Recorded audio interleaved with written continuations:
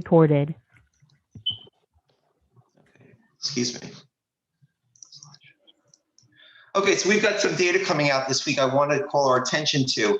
We've got some consumer confidence numbers coming out tomorrow. And then on Wednesday, we have new home sales. Obviously, both of these are key barometers to the health of the economy.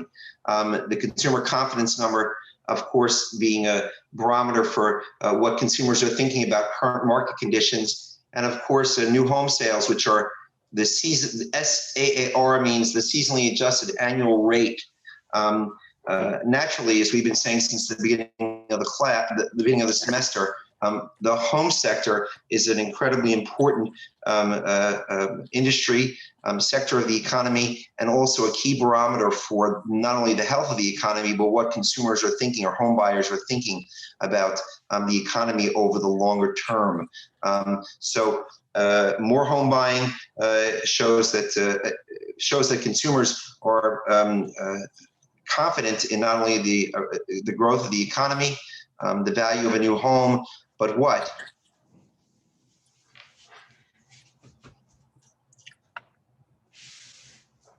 The belief that over time the value of the asset will continue to grow.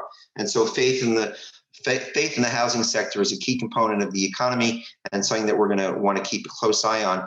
If you look at the data below, you see consumer confidence numbers back through the beginning of February, back through the beginning of last year. And if you see back in February, we were at unemployment rate of 3.5% at 50-year lows, and the consumer confidence was near all-time high. That's, of course, taken a rather severe beating since the onset of the COVID crisis and attendant economic distress. And what we see here is that in January of this year, consumers' views on current market conditions have continued to weaken. It's going to be interesting to see what tomorrow's number suggests about consumers and their confidence or lack of it. Are there any questions here? No? Okay. So last week we talked about growth measures, and I fielded some questions from people. I'd like to have a look at that again, if we can, just to make sure that everybody's on the same page. We addressed gross domestic product, and the idea that it contains four key components that represent aggregate demand: consumption, planned investment spending, government spending, and net exports, along with any change in stock. We acknowledge the fact that growth has to come from one of these components. And so if there's consumers aren't buying, PPE and capital expenditure spending has slowed down tremendously, and exports have slowed, trade has slowed. Well, then of course, the growth has to come from the government, which dovetails directly into the rescue package that we see coming from the Biden administration now, that is meant to prop up the economy and put money into the pocket, put money into the pockets of consumers, so as to allow the economy to continue to recover. I made a point here about inventory changes. I fielded some questions from some of you last week about this. Inventory changes can be planned or unplanned. Yes, so an unplanned inventory change is going to lead to production cuts, whereas a planned inventory decrease is going to lead to production increases. Okay? What do we say the weaknesses of the GDP measure are? We said, well, it was non-market production, which means if you agree to paint the house of your brother, he doesn't pay you for it. Well, that's non-market production. The larger component of the GDP weaknesses are found in the black markets or shadow economy. We discussed what that is: guns and drugs and all sorts of other black market activities. And then, of course, unreported activity, which doesn't factor into living standard assessments. If you think about, we've read about the off-market sale of personal protective equipment during the COVID crisis, how millions of dollars worth of masks were seized that were inappropriately distributed, distributed outside of the traditional markets. And that would be an example of a black market or a shadow economy, the movement of what is, of course, very topical, protective equipment like masks. We then introduced the idea of the balance of payments, which is an income statement measuring all the economic activities and transactions during the course of a period of time, typically a year. It contains three components: the capital account, the current account, and foreign exchange balances. We said that if the government, the Federal Reserve, wants to support the US dollar by using its foreign exchange balances, that's going to see the foreign exchange balances of the US government diminished, because it will use its euros, for example, to buy dollars, weakening the euro while strengthening the dollar.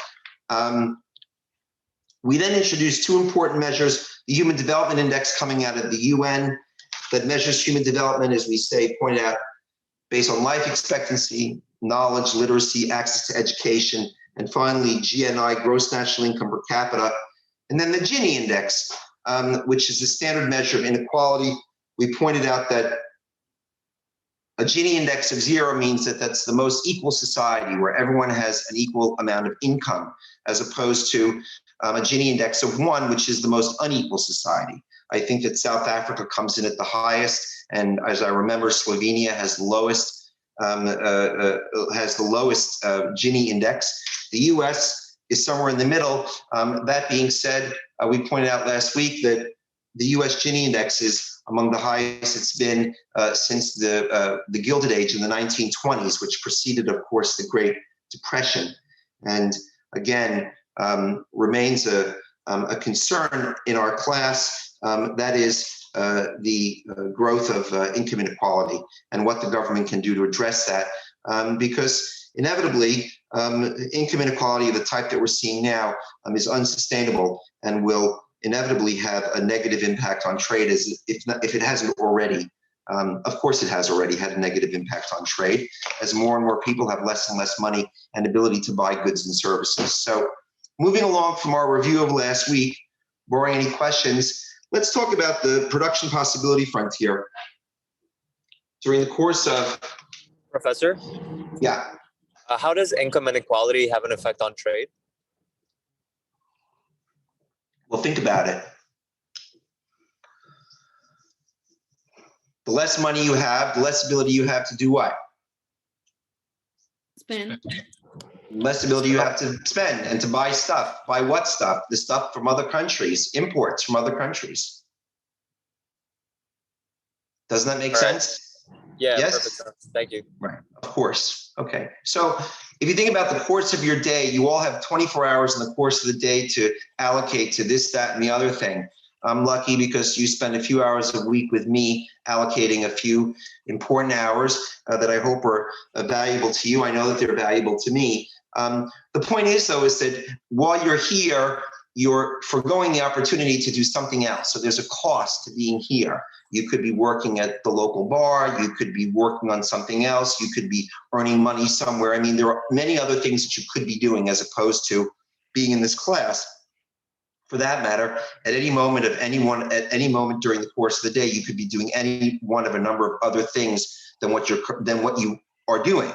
And therefore, you are confronting opportunity costs in every day that you live and make choices as far as what you will do and what you won't do. What we're looking at here is a very simple model that shows a very simple economy that has resources that make either refrigerators or cars. This is a society that makes only two goods, refrigerators and cars.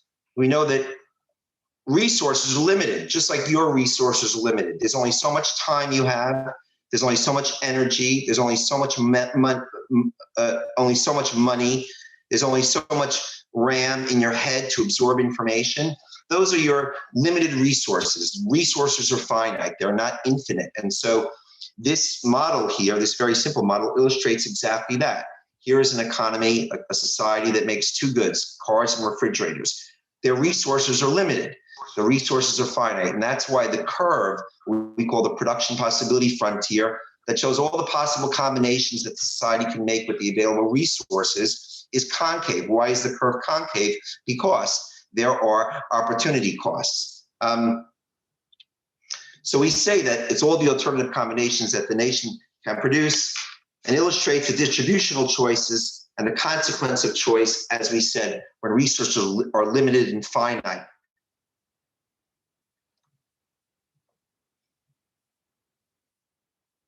Now we know that in this very simple model, the nation in question can reallocate resources from the production of cars to the production of refrigerators. At some point, though, what's going to happen?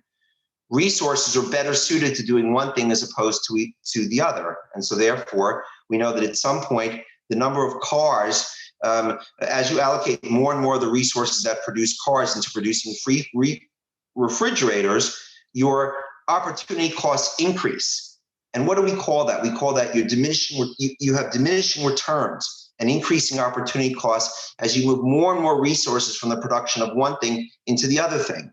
Now, there are some of us that are meant to be bankers, some of us that are made to be doctors, some of us that are made to be mail persons, or bus drivers, or plumbers, or electricians. Everybody has their skill sets and attributes, and everyone's skill sets and attributes are limited. They're finite. Their resources are limited.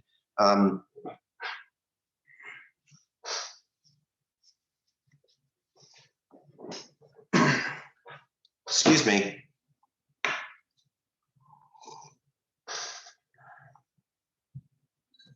As we move more and more resources from let's back up a second. My point that I was making here is that not everybody can be a doctor, not everyone can be a plumber, not everyone can be a good electrician, right? And so resources, like human resources, are better at one thing as opposed to another.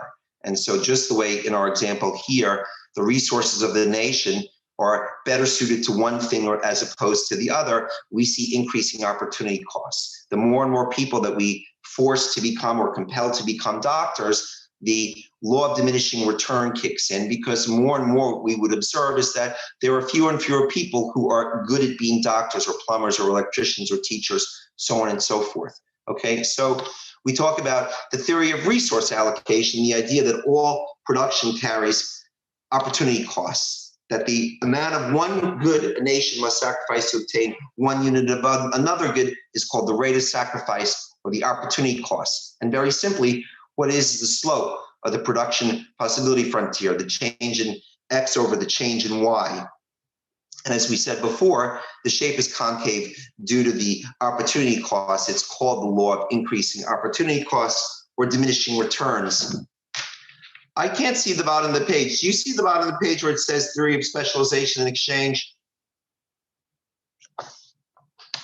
I don't think so. No. No, it's not shown over there.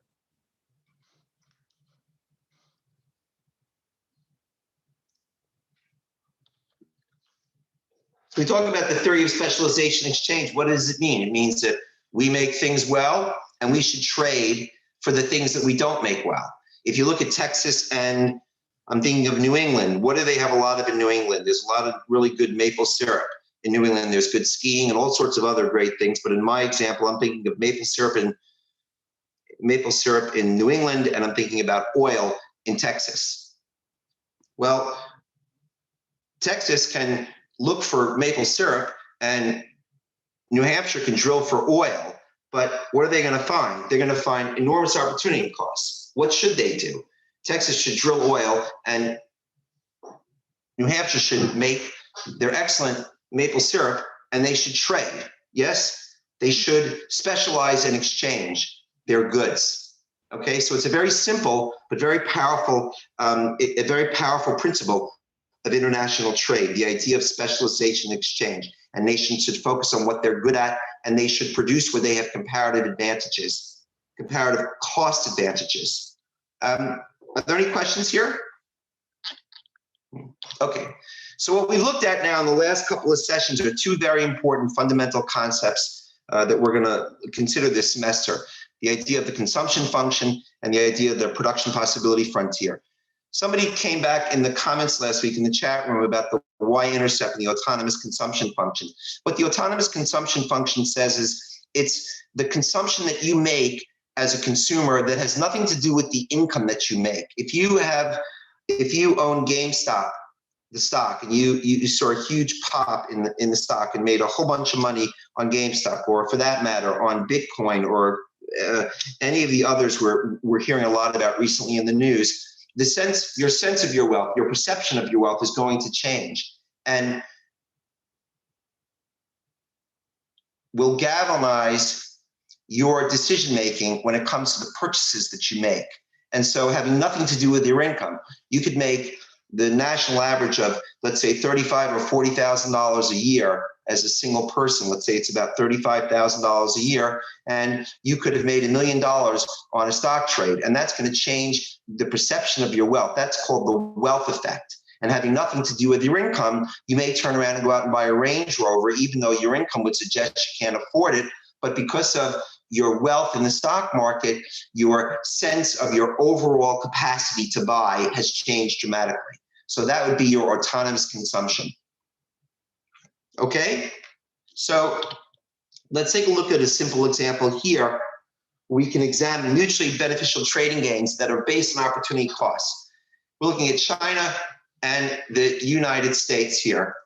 Okay, and what do we see? We see we've got suits, and these two nations are producing suits and computers. So in China, we see that labor hours to produce suits and PCs are 125 and 625 respectively. The opportunity cost to produce a suit in China is 1/5 of a PC. Does everybody see that? 125 over 625 is 1/5. It takes the resources that are needed to produce 5 suits to produce 1 PC. Does everybody see that? Because 5 times 125 is 625. Yep. Good. So if the wages are 16 yuan an hour, the wages are 16 yuan an hour in China to produce either suits or computers. In the United States, to produce computers and, to produce suits and PCs, the labor hours required are 50 and 100 respectively. The opportunity cost, as we saw before, to produce suits in the United States is 1/2 of a computer. And to produce a computer, you require the resources that are allocated to produce 2 suits. Pardon me. Okay, so we show that the wages in the US for either the production of suits or computers is $10 an hour. Now the question is, how do potential gains turn into actual gains? Well, we have to first look at the cost per unit. The cost per unit, right now the yuan's trading at 646. So 125 labor hours at 16 yuan an hour is 2,000 yuan. At $646 to yuan, that's $310. Okay? For computers, 625 times 16 means that it costs 10,000 yuan to produce a PC in China, which is $1,548 at the current exchange rate. Similarly, in the US, it costs us $500 or 3,230 yuan to produce a suit. It costs $1,000 and 6,460 yuan to produce 1 computer. Okay, so what does this tell us based on opportunity costs? It tells us that the US has a comparative advantage where? PCs, computers. Excuse me? Has a comparative advantage over China on PCs. On PCs, and China has a comparative advantage in the production of apparel, clothing, suits. Yes? Right. You're exactly right. That's very good. Okay. So a simple example, but a very powerful concept for the work that we're going to embark on this semester, the idea of opportunity costs and how nations must know exactly what their opportunity costs to produce the goods and services that they sell in order to remain competitive around the world. Professor?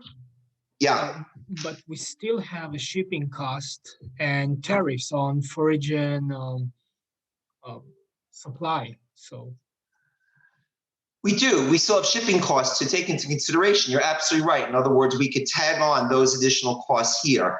But again, we would come up with the same. We'd come up with basically the same result. What about tariffs? Can you clarify that for me? What do you mean? What about tariffs? In the event of tariffs, what does that do? That suppresses trade. That reduces trade. It makes everything more expensive to. If it makes everything more import. expensive, we saw under the Trump trade war, that's going to have a negative effect on trade. It slows down trade. That's exactly right. So sometimes, even if the opportunity costs show us something to do, some kind of plan, the tariffs and the shipping costs will show us otherwise. Well, naturally, if the shipping costs, if the cost of shipping suits is much greater than the cost in China than shipping suits in the US, well then of course it might be that the US will displace China in terms of opportunity costs in the production of suits. That's just another data point that we would have to add to our calculation. But in this case, we're not considering those additional costs. You're right that those costs are relevant, but here I'm just using a very basic example to illustrate the concept of opportunity cost. Does that satisfy? Yes, thank you. You're welcome.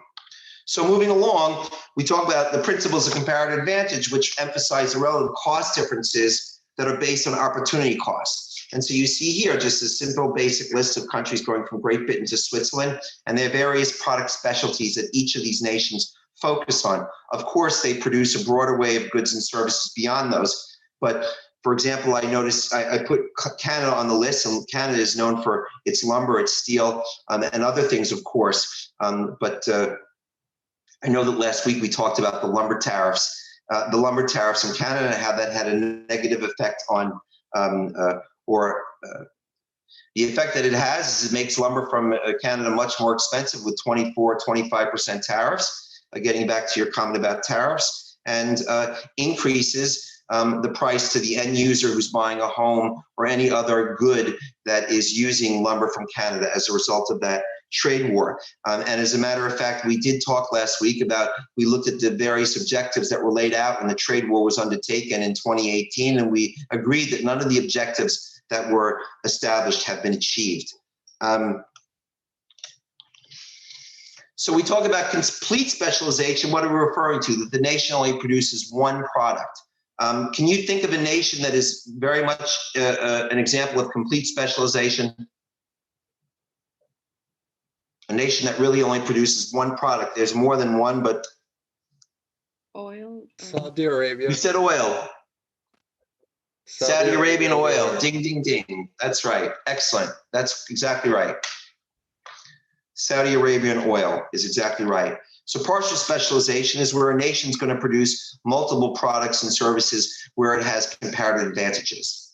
This is the very essence of modern trading theory, which is nations should trade based on specialization and exchange, and that mutually beneficial trading opportunities exist when nations produce based on their comparative advantages, specialize, and then exchange with other nations.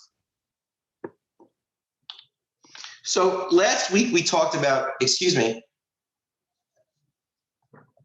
it was last week when we talked about site drafts. We talking about the money markets, short-term money markets, anything under a year.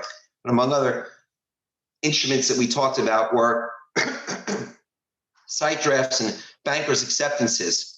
Bankers' acceptances are a site draft that's been accepted, and it's a demand for it's a payment on demand. Before that happens, though, before there is a site draft, before there's a banker's acceptance, what's the first thing that happens to happen? An importer needs to obtain a letter of credit. Why? Because that letter of credit gives the exporter, who very likely doesn't know who the importer is, doesn't have a personal relationship with the importer, the confidence to send the goods to some foreign location. Let's say it's coming from France into New York. I don't know the exporter, I'm the importer. I need to get a letter of credit from my local bank. Let's say it's Citibank, that's going to guarantee my payment, attest to the fact that I'm good for the money, so to speak. So that's the first key trade document that we consider, which is the letter of credit, which arranges the credit for the exporter. Now, of course, the bank is guaranteed payment under the letter of credit. What happens next? The exporter ships the goods and the ownership is transferred via the bill of lading. So ownership is established with the bill of lading. We have the letter of credit now and the bill of lading. Now we get back to where we were last week, and we said that the site draft becomes the banker's acceptance. The exporter has submitted the demand for payment. The goods have arrived. They submit the demand for payment via the site draft. Once it's accepted, that becomes a banker's acceptance, which is a time or demand draft and can be presented at any bank like a traveler's check for cash. Finally, the bank pays the exporter, the goods are transferred, and ownership reverts to the importer. And the importer has paid. So your key trade documents are your letter of credit, which arranges the credit for the exporter, your site draft, which is the exporter's demand for the payment, and finally, the bill of lading, which establishes ownership. Are there any questions on these key trade documents? Okay, so. Does the bank hold it as an escrow? Sorry? Bank holds the funds as an escrow? Absolutely. That's exactly right. The funds are in escrow. That's a good question. That's right, Guy. Absolutely. So we want to talk about, there are different types. There are 4 categories of letters of credit. Let's go through them. There's an irrevocable letter of credit, which is most letters of credit are irrevocable.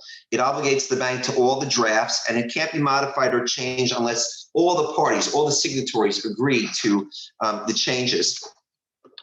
Next is a revocable letter of credit that can be canceled before the payment. Excuse me. Here, the exporter wants the foreign bank's credit to be confirmed by a domestic bank, and it's popular during times of uncertainty. It's when the exporter, let's say I'm a small importer in South Carolina, and I use a local bank that the guy I'm importing from in Paris is not familiar with. It's the Bank of Spartanburg, South Carolina. And they want another bank, a big money center bank like Bank of America or Citibank, to verify the quality of the bank that I use, the local bank that I use, and therefore they like it to be a revocable LC until that is established. Okay, so irrevocable and revocable. One can be changed and one can't. Now, what's a revolving LC? It means that it's good for multiple transactions. So think about, you have a business and you're importing raw materials at in the sum of $100,000 a month. So you're importing $1.2 million a year in raw materials to produce whatever it is that you produce. You produce widgets, and those widgets are sold all over the year, all over the. Those widgets are sold all over the world. Is it easier for you to get a bulk discount with a revolving LC or to do one-off transactions every month? Obviously, you're going to get a discount for having a revolving letter of credit. What does that mean? You establish a letter of credit that has a balance of $1.2 million, and then every month it's going to drop $100,000 as you use that revolving credit line to to satisfy the demands of exporters who are sending you those raw materials every month. So it's good for multiple transactions until the credit expires. That's a revolving letter of credit. A non-revolving letter of credit, also referred to as a one-off transaction, is good for one transaction, and of course is very common. If you're going to be involved in a company that you work for or that you own, obviously, if you're involved in multiple transactions during the course of the year that require letters of credit, revolving letter of credit is going to be the way to go. Okay, any questions here, folks? Okay, so we're covering some very basic aspects of trade, filling in some color as we begin to ratchet up the intensity over the course of the next couple of weeks. But now that we've talked about trade documents, let's talk about some of the basic forms of trade that we're going to think about over the course of the semester. A simple barter, as you know, is of course a direct exchange of goods or services with no cash or currency involved. It's the oldest form of trade. Two people met in the town square. They agree, you have 2 horses. You have 3 cows. I'll give you my 2 horses for your 3 cows. That's a direct barter. You have a house. I have a boat. I'll trade you your house for my boat. That's a direct barter. no cash involved. What's a clearing arrangement? A clearing arrangement is just a barter with a time lag component. It's just a barter, excuse me, it's just a barter with a time lag component. It's like a revolving letter of credit. Well, not so much. Let's back up there. With a clearing arrangement, you have a certain amount of time to make good on the money that's owed. And if the account isn't satisfied within a certain period of time, the payments have to be made on the remaining value. So a barter, goods are exchanged. Excuse me, hold on.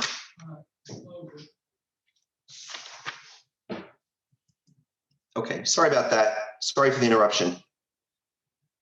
So the clearing arrangement is just that we're going to exchange a common form of clearing arrangements are the exchange of chemical components. So Russia may produce some type of sulfuric acid. I'm thinking of a recent thing I looked at, and the U.S. needs a certain type of hydraulic, a certain type of acid or a certain type of chemical component that Russia produces, and Russia needs a chemical component that the U.S. produces. And so the way that these clearing arrangements work in the exchange of chemical components are produced, and you have a period of time to deliver all of the components that are promised over a period of time. And if those promised amounts aren't delivered within a fixed period of time, well, then there can be penalties. There can be penalties assessed on the balance that's owed, in which case there are going to be cash penalties assessed. Okay, so it's a barter with a time lag component. Okay, then a buyback or compensation agreement is another example of trade, which is also called production sharing. So the exporter is going to agree to take payment in the form of future output. It's very commonly used with the sharing of natural resources. Okay, so production sharing, where the exporter will take compensation in the form of future output.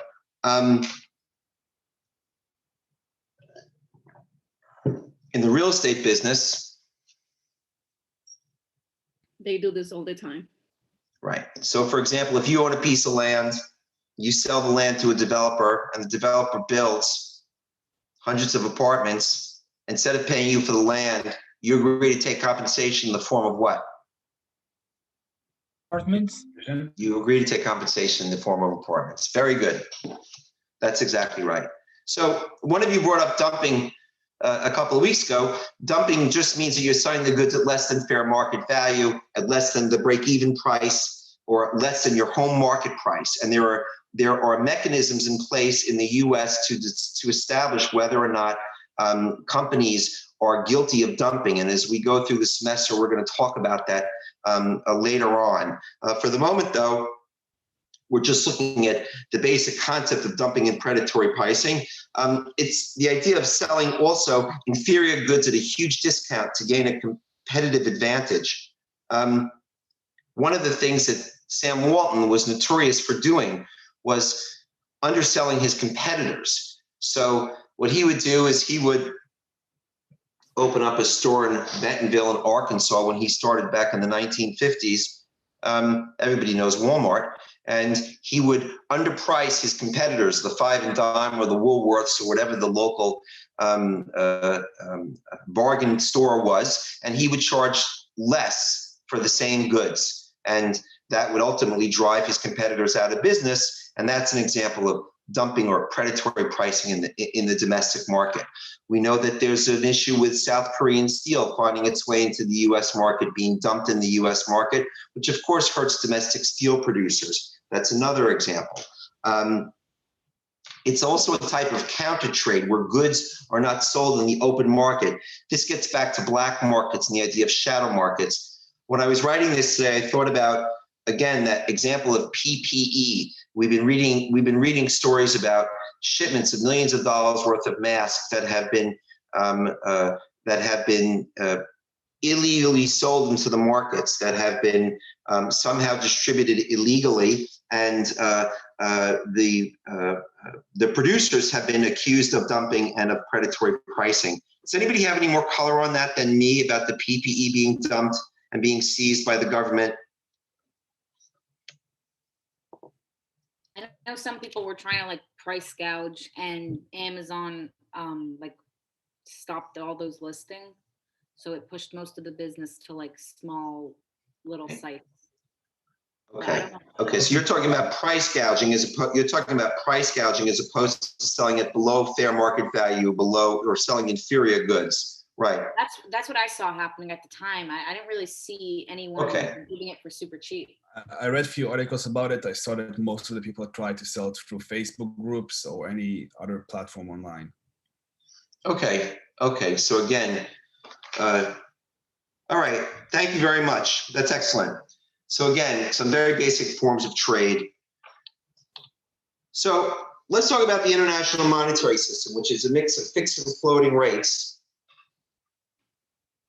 Think about it. It's a very basic system. It's a system where foreign exchange rates are determined and trade and capital flows are accommodated, right? What links all of this together? Well, you've got financial instruments, you've got financial institutions, and you've got agreements that hold all of the world's currency and capital markets together. So you've got agreements, you've got trade agreements, you've got bilateral and multilateral geopolitical agreements like NATO. You have international institutions like the World Bank, the International Monetary Fund, the World Trade Organization, and then of course you have all the financial instruments, some of which we're going to tackle this semester, that link the world's capital markets together. So this is the international monetary system. And so here is a list of some of the key regional, national, multinational trade agreements and financial institutions that make up the international monetary system. We're not going to go through all of these now, but just focus on a couple of them that you see here. This is, I wanted to just briefly talk about the Trans-Pacific Partnership. We talked about the Free Trade Agreement of the Asia Pacific, which is China's version of the Trans-Pacific Partnership, which was canceled after 7 years of negotiation in January of 2017 by the former President Trump. What was the idea? To put the U.S. in the middle of Asia, to put U.S. into the most important economic region for the 21st century, where the U.S. can, along with its 11 other partners in the Trans-Pacific Partnership, exert influence on China, to compel China to live by the same trading rules as everybody else. And of course, stepping out of that agreement, China was only too happy to step into that void and seize the opportunity. But as you see here, the concept of the Trans-Pacific Partnership was enormous. It represented 40% of global GDP, or $55 trillion, about 850 million consumers, with the long-term objective to boost exports, support economic growth, and job creation. And of course, very importantly, extend the U.S. influence in the region. Because if the U.S. isn't modeling trade for the 21st century, I ask you, who is modeling trade for the 21st century, if not China? And China's view of trade isn't the same as the U.S. or Western view of trade. It's very different. It doesn't include things that we've discussed with regard to labor protections and worker rights and environmental protections, and requiring that government institutions are transparent, that there are competitive markets in place, that there is a transparent internet, a workable internet in place. All of the things that we value are not part of China's view of international trade. So we have the Trans-Pacific Partnership here, RCEP, which is the Regional Comprehensive Economic Partnership. It's the same as the Free Trade Area of the Asia Pacific. This is China's response. ASEAN is the Southeast Asian Nations Conference. TTIP is the Transatlantic Trade and Investment Partnership between the EU and the US that still remains unsigned. There's OPEC, which we know. There's the EU. There's the JCPOA. I put the JCPOA on the list because the Joint Comprehensive Plan of Action, which is the Iran nuclear agreement, as you probably are well aware, I know that you're all reading the papers regularly. Last week, Joe Biden, the President Biden, made clear his willingness to reopen talks to rejoin the JCPOA. In addition, we rejoined which international accord last week, someone said? The Paris Climate Exchange? That's exactly right. We rejoined the Paris Climate Accord last week, a very important step to reestablishing our engagement with the international community. And so I gave you some notes here about the JCPOA, and we don't need to spend any real time on that. Some of this information I'm providing you for here is for, well, this information here is for, excuse me, just bear with me for a moment. Yeah, I want you to, I'm not going to ask you to define the TPP on an exam or the JCPOA, but as you're reading these notes and you're gaining more understanding for the global economy, these are things that you should know. I won't test you on giving me a repeat of what the TPP is, but these are things that you should know. The Exim Bank is the Export-Import Bank. OPIC and MEGA we're going to get to.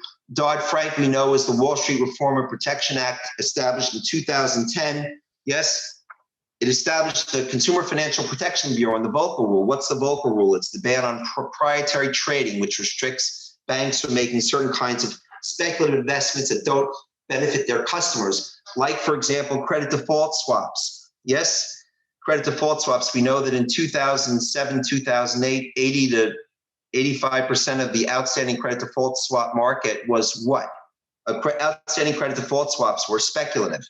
In other words, people that didn't own the underlying debt and were just making bets in the market, betting that the housing market would collapse. And so the Volcker Rule is meant to prevent that time of speculative activity and prevent the type of risks of the global monetary system that we saw back in 2008 come to fruition and literally threaten to tank the entire global financial markets.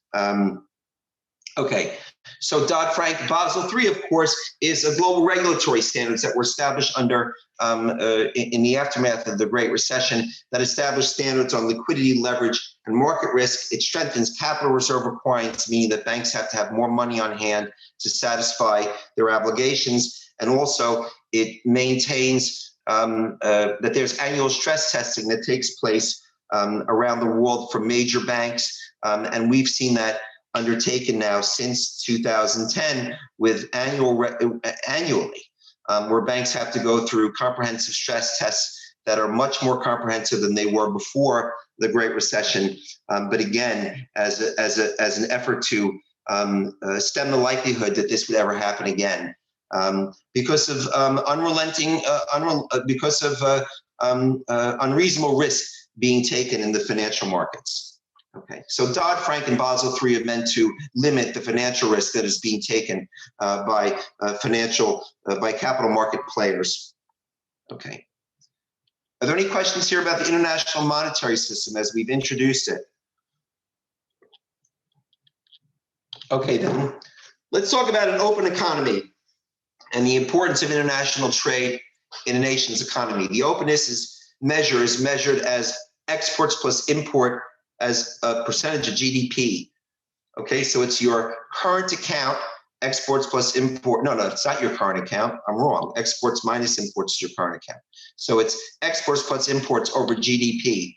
Large countries like the US have a low measure of openness. Why? Because we're less reliant on trade. Small countries, like the Netherlands, for example, have higher measures of openness because they are more reliant on trade and need to import more and more things. So we know that open economies force companies to improve their operating and control strategies, force them to become more innovative, more efficient, and leads to trading gains from competition. More competition is better. It forces companies to fine-tune their operating strategies, respond more efficiently to their customer base, and we see that it forces high-priced domestic producers to exit markets. That's why open economies are better than closed economies.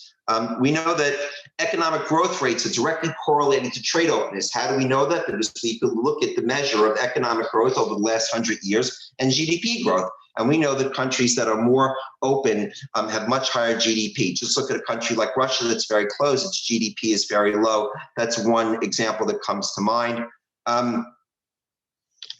So if you look here at the list, you see from the Netherlands to Japan, exports as a percent of GDP, imports as a percent of GDP, and then the combination as a percent of GDP. And you see a country like the Netherlands and Germany, South Korea, they all much have higher levels of openness as opposed to the US, Japan, and France, which are less reliant, well, not, the US and Japan, excuse me, which are less reliant on trade.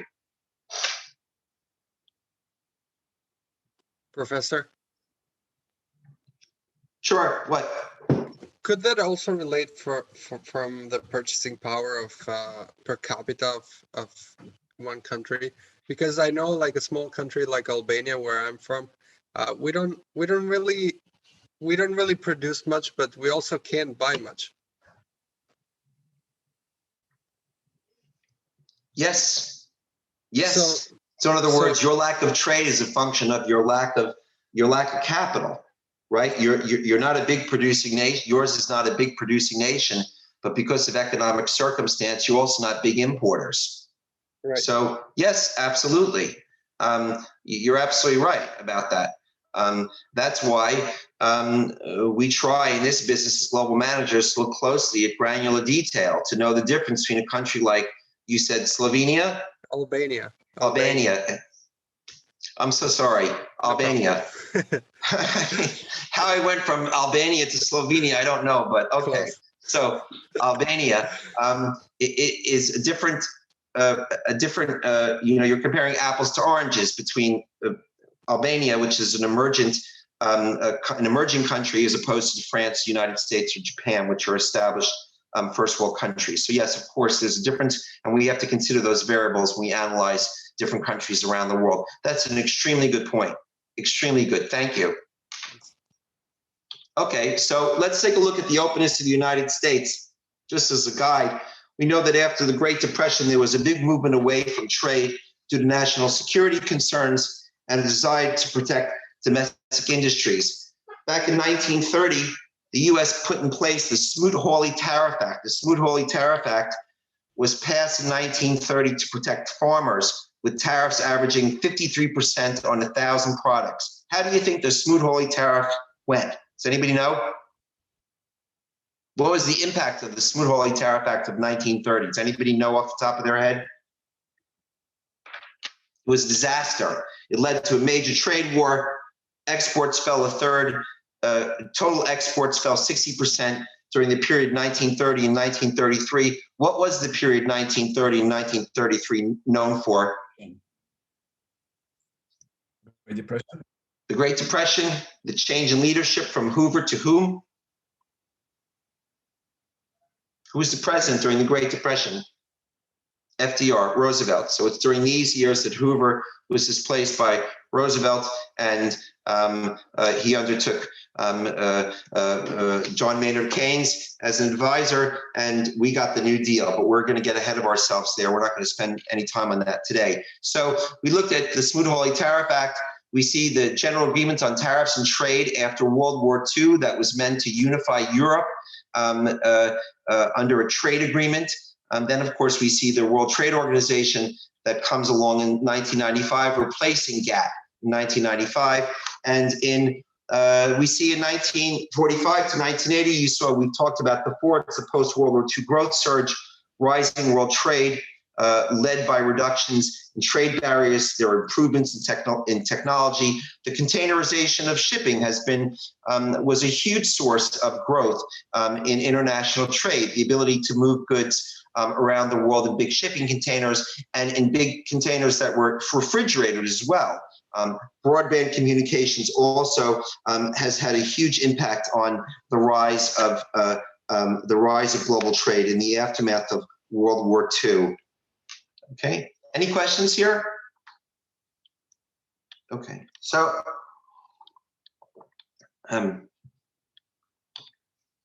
if you look here, we look at global trade as a percent of GDP, right? Exports plus imports as a share of GDP since 1969, 1970. What's the takeaway from this chart? That with various, peaks and valleys along the way, what's the long-term trend here?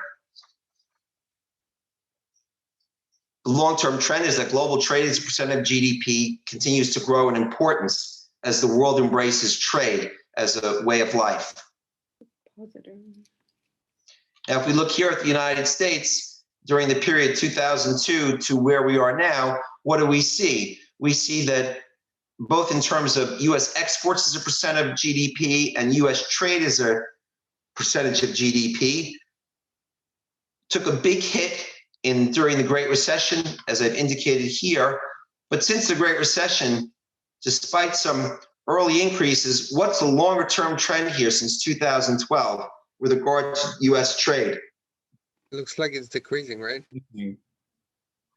It looks like it's decreasing. That's exactly right. And that pace has accelerated here.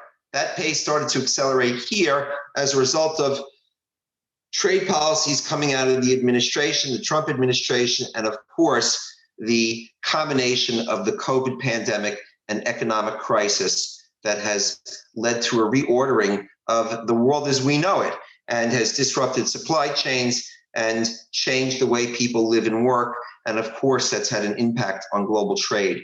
There was actually a very interesting article today in the papers, some market news, increasing and growing enthusiasm that the U.S. is poised for an enormous amount of growth in the coming few quarters because of the very reasons that we've been talking about, an expectation that the virus will be under control, an expectation of the duality of extraordinary Federal Reserve support along with extraordinary fiscal policy support coming out of the White House that will spur enormous growth during the third and fourth quarter of 2021.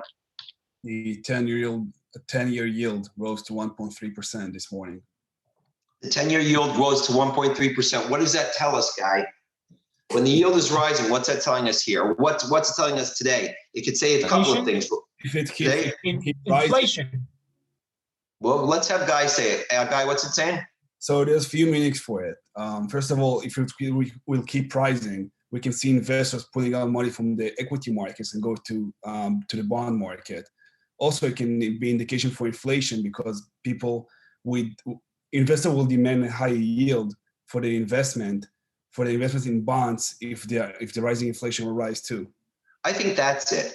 I think that's where we're seeing a pop in yields. I think that as enthusiasm grows for the near $2 trillion rescue package that's gaining speed and momentum on the ground throughout the country and support throughout the country, along with extraordinary accommodative support from the Federal Reserve, I think that you're right, that the expectation of inflation grows with it. And that's why you're seeing demand on the longer end of the curve, the midterm and longer end of the curve for higher returns. I agree with you 100% about that. And thank you for the comment. Tomorrow, Jerome Powell is going to speak. He's the Federal Reserve chairman, and he's going to speak tomorrow morning at 10 a.m. I'm sure to watch it and come back to you with comments. If any of you have a chance to watch it, I would encourage you to. And I'm sure that he's going to be talking about some of the upward drift on yields in the bond markets. The big takeaway, I think, in today's bond market action is that stocks still remain a buy. Is that stocks still most definitely remain a buy. But getting back to the institutional structure and globalization of international trade. What does that include? It includes the rules, enforcement mechanisms, and organizations that support transactions. That includes the International Monetary Fund, the World Bank, and the World Trade Organization, which we just pointed out is the successor organization to the General Agreements on Tariffs and Trade. This is a summary list of what these organizations are mandated to do. Okay? Channel information, define property and contract rights, refute trade policies, administer trade agreements. Most importantly, provide a forum for cooperation and negotiation. Because if you are negotiating at the WTO, or the World Bank is advising nations on trade disagreements, or the IMF is providing money to help nations meet their current account deficits, to satisfy their current account deficits, what aren't countries doing if they're doing these things and using these institutions to help resolve issues? What aren't they doing? They're not fighting. They're not at war. They're not fighting, they're not at war.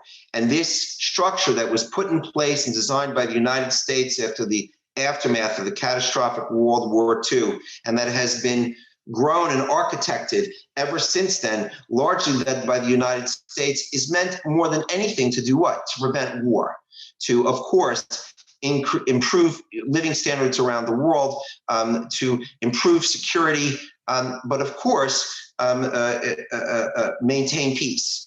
And so that's why you see this list here, which is very much about facilitation, facilitating and providing opportunities for nations to resolve their differences peacefully, okay?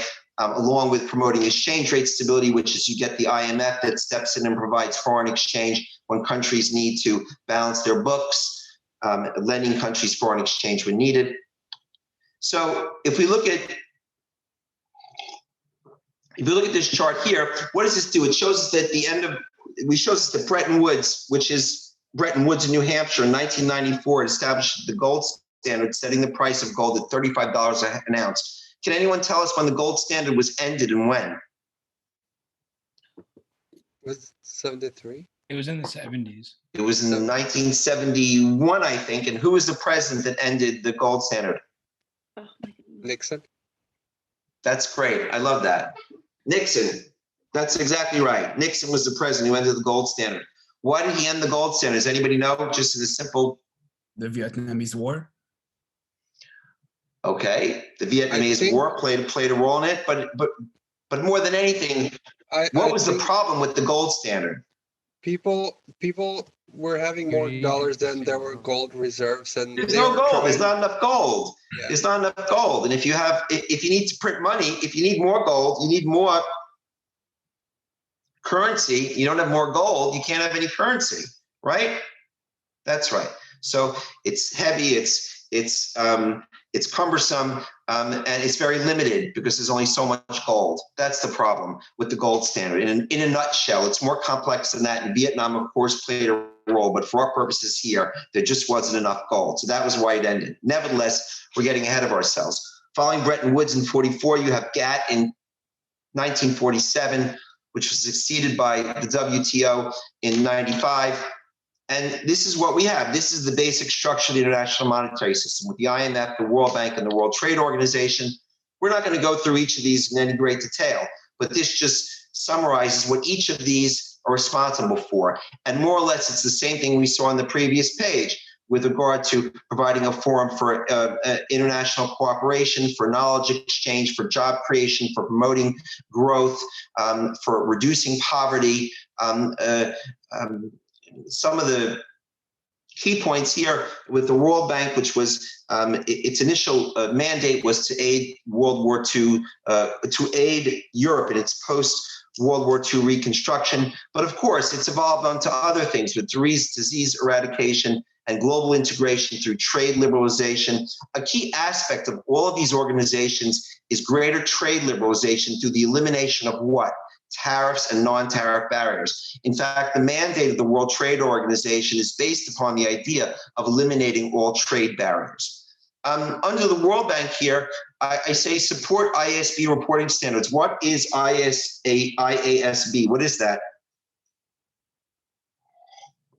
It's the International Accounting Standards Board, okay? And the World Bank supports that, okay? So when you're working for a multinational company, it has to subscribe to or adhere to the IASB reporting standards, and they enjoy the support of the same of these same institutions. And then finally, you have the World Trade Organization. It's this more or less the same stuff, reviewing trade policies, promoting global trade, liberalized trade through the reduction or removal of tariffs and non-tariff barriers like quotas and other types of price supports that governments use to provide an unfair comparative or competitive advantage to their domestic companies. Are there any questions about this structure? I know I went through this quickly, but it's really pretty basic here. Any questions here? Okay, so we know that effective policy measures aren't enough, right?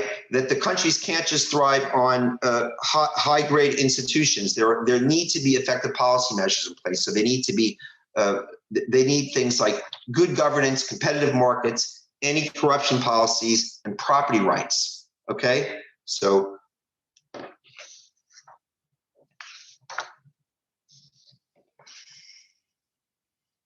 there has to be policy transparency, competent management, consistency, competitive markets that enforce regulations, prevent monopolies, anti-corruption policies, where illegal activity is detected and prosecuted, and of course, property rights, physical and intellectual property rights that are essential to domestic and foreign investors who make long-term commitments. And I say, see OPIC and MIGA. OPIC is the Overseas Private Investment Corp. It is a U.S. organization, and MIGA is the World Bank's response to OPIC. It's the Multinational Investment Guarantee Agency.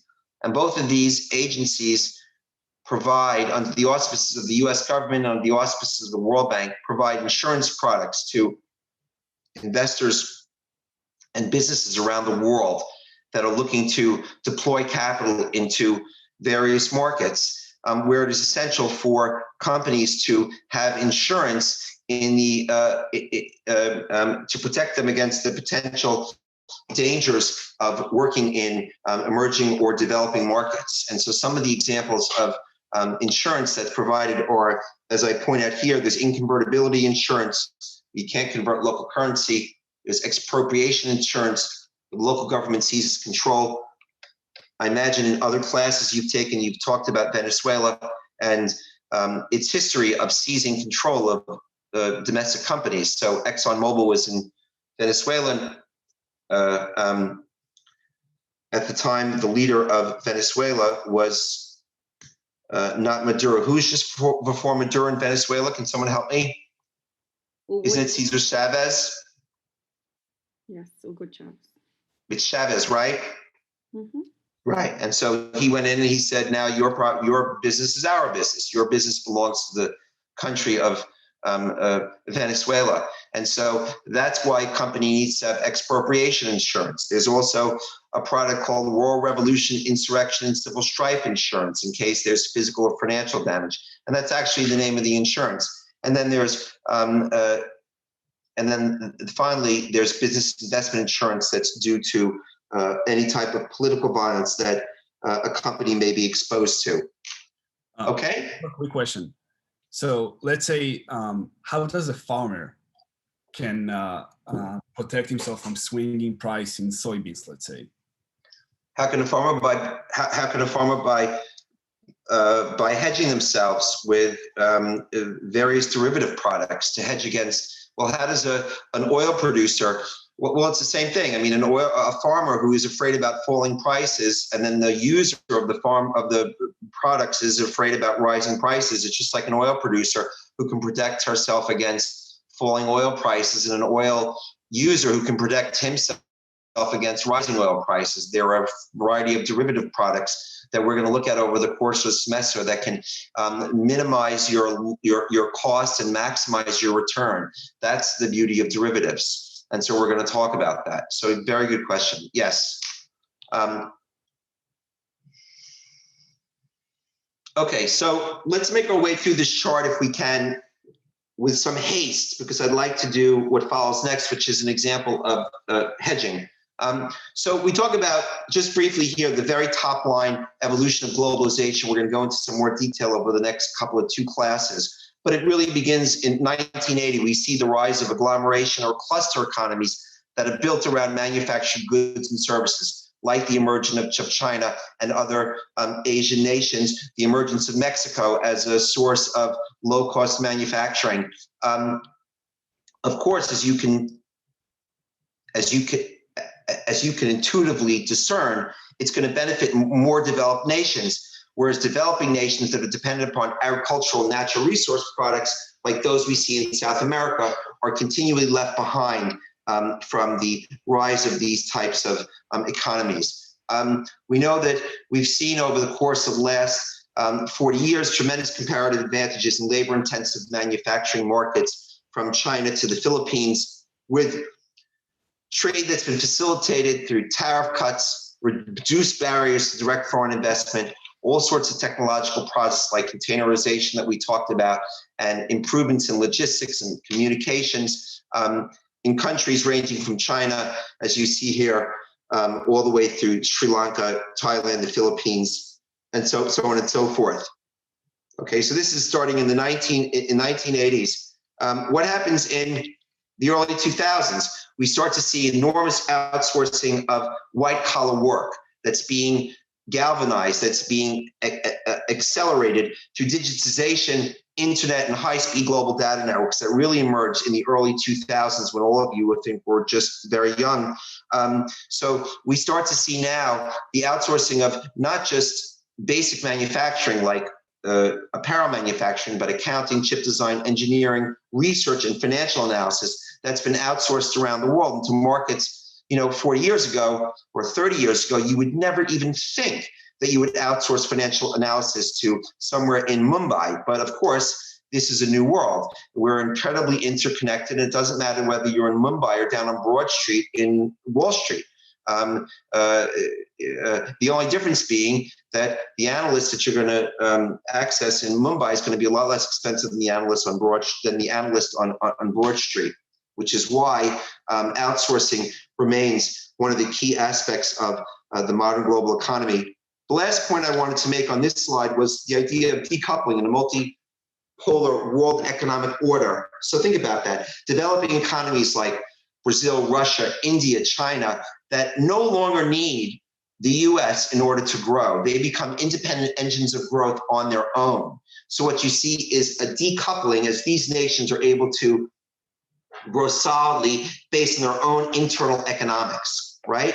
They begin to grow solidly based on their own underlying economic strengths and leads to a multipolar economic world with multiple engines of growth: the US, the EU, China, India, Brazil, the BRIC countries, Brazil, India, China, then of course South Africa is an emerging market, and Russia.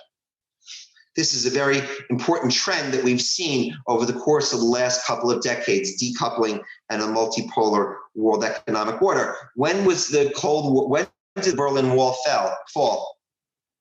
91 or 89? 89. It fell in 1989. So I mean, really, we're talking about the fracturing of the former Soviet Republic into a variety of states, one of which a variety of new states, and finally the emergence of Russia as an economic engine on its own, beginning in the early 2000s. But it took years to get there. It took years to get there, and it's been relatively recent that we're seeing this with the BRIC countries: Brazil, Russia, India, China. With China and India, of course, being two enormous countries that have extraordinarily large emerging middle classes that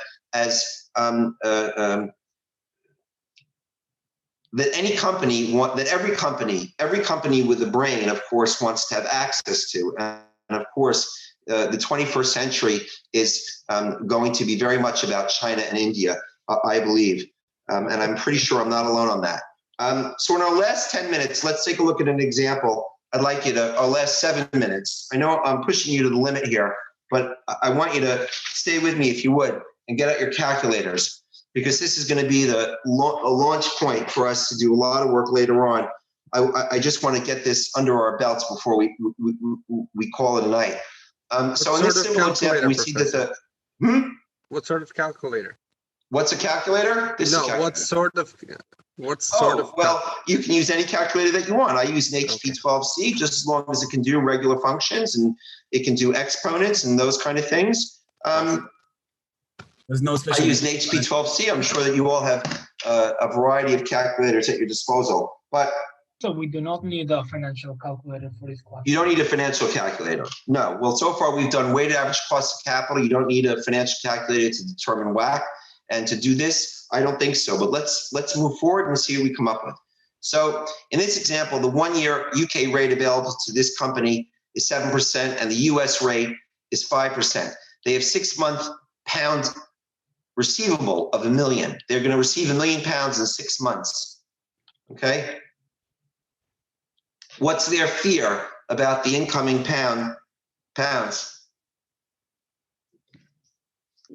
The pound I've can got lose pounds. Guy's value. going to send me £1 million in 6 months. You happen Can to be lose right value. there, so I'm using you. Your guy's going to send me £1 million in 6 months. What's my fear? When I get those pounds, I want to be able to buy dollars. My fear is that the pounds are going to weaken. Depreciate the value of the. That's right.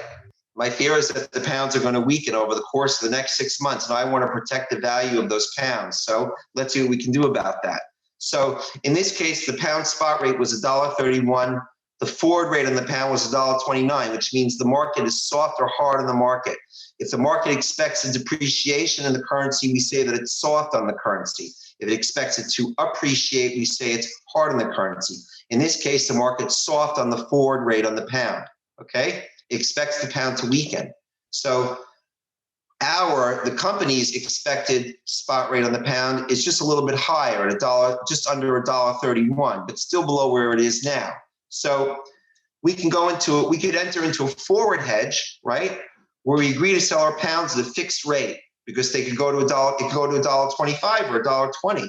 So the bank, in this case, the firm's bank, agrees to enter into a forward hedge, which is a one-on-one negotiated agreement to buy the pounds that Guy is going to send me in 6 months at $1.29. That means I know at day zero, at time zero, I'm going to get $1,290,000 for my pounds in 6 months. So I've eliminated that foreign exchange risk. Okay? Okay. Then we could do a money market hedge. What's a money market hedge? Money market hedge is I'm going to borrow against my receivables. I'm going to take the money out of the market today by borrowing against my receivables today and investing the money. Because I don't want to wait 6 months for Guy's pounds. I need that money today. So I can borrow against the present value of those receivables.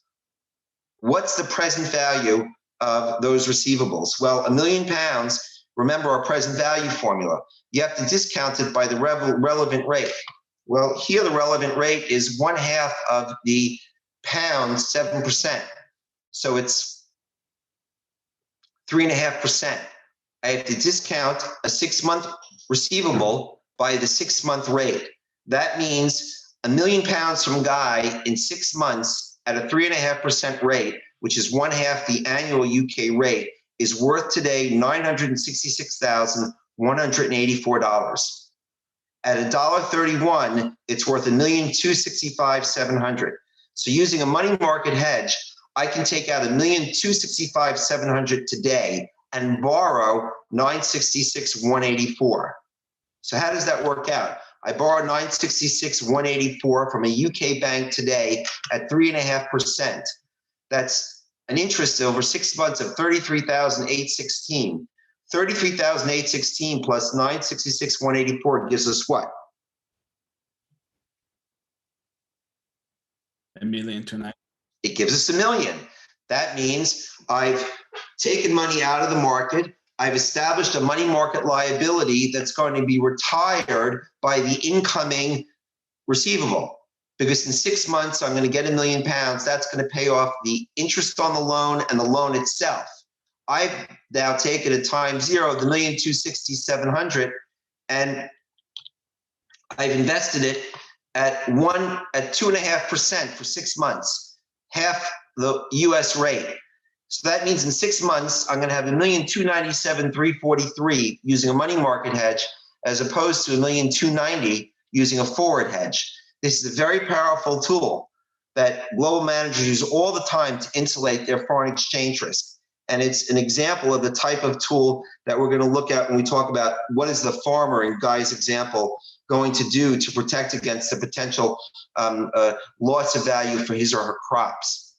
But in this case, we're looking at the firm trying to protect the value of its receivables. It has a forward hedge at its disposal, a money market hedge. By the time we're done, we should have 4 or 5 different derivative pathways, so derivative-driven pathways that the company can use to insulate its incoming receivables.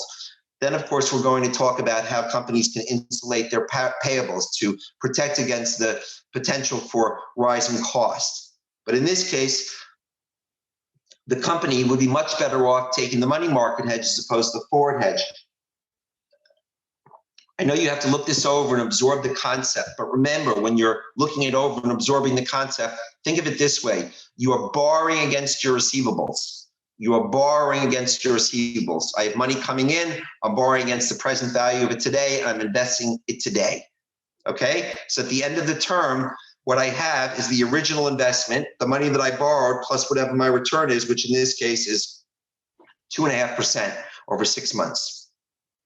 And with that, I'm going to say thank you to all of you for another excellent evening. I appreciate your input and your comments and feedback I've been getting, both in the chat rooms and in your emails to me. I wish you all a good, safe continuation of your evening. At the end of this week, I'm going to give you a set of problem set that I'm generating for you. I'm also going to assign you the homework in chapter 1, which we're just about finished with. And next week, we're going to move on to chapter 2 and the evolution of economic thought and a variety of other exciting, interesting things. But I say good night to you all for this evening, and we'll look forward to seeing you Wednesday evening. Professor? Yeah. So I'm a little bit concerned about the exam and how much of the class material will there be in the exam. If I'm not going to test you on current events. You're not going to be asked about current events. And in terms of class material, well, I'm giving you a good deal of material. Your job is to do the reading assignments, come to class, follow the slideshows. I'm going to give you review material. The exam is going to be true, false, and multiple choice. I give very fair exams, and I'm very explicit when it comes to telling you what you should be covering on the exams, what you should be studying for the exams. You won't be tested on current events. You won't be asked to define the WTO or the IMF, but you will be expected to know that WTO and the IMF and the International Monetary Fund are part of the components, the key components of the international monetary system. You will be expected to know what the Federal Reserve is and what the tools are that it's used. You'll be expected to know what the term structure of interest rates, a different type of yield curves. I'm just going through my head some of the things that we've covered so far. There's esoteric information that I give you for edification purposes because I want you to be smart. I want you to have information. But in terms of asking you to repeat some of the data that I've given you, some of the economic data that I've given you, that's just supposed to make you a better global manager. It's not, you're not going to be tested on it.